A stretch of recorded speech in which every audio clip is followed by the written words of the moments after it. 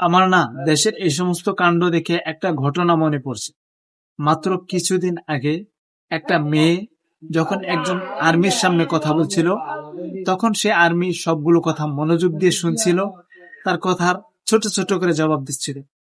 Same এই কাজটাই যখন বাংলাদেশি মুসলমানরা, তাওহীদি জনতারা রাসূল সাল্লাল্লাহু আলাইহি ওয়াসাল্লামের কটূক্তির বিরুদ্ধে করতে গেল, তখনই বাংলাদেশ সেনাবাহিনী কিংবা বাংলাদেশ আর্মি সেই সমস্ত মানুষের উপরে লাঠিচার্জ শুরু করলো।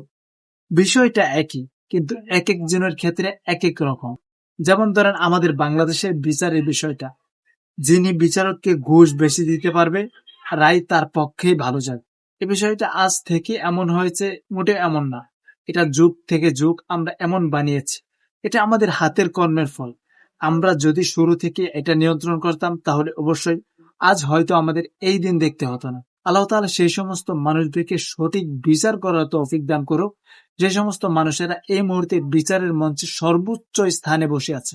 যে ব্যক্তি দুনিয়াতে রাসূল সাল্লাল্লাহু আলাইহি ওয়াসাল্লামের সম্মান নিয়ে কটূক্তি করবে, রাসূল সাল্লাল্লাহু আলাইহি ওয়াসাল্লামের পবিত্র জীবন নিয়ে কটূক্তি করবে, সত্যি বলতে সে তো আল্লাহ তাআলার আসমানের নিচে এবং মাটির উপরে থাকার অধিকার হারিয়ে ফেলবে। তারপরেও যদি আমরা তাকে প্রশ্রয় দেই, তারপরেও যদি আমরা এই ক্ষেত্রে মানবতা দেখাই, তাহলে আমরা নিজেরাই ইসলাম ধর্ম থেকে সরে যাব।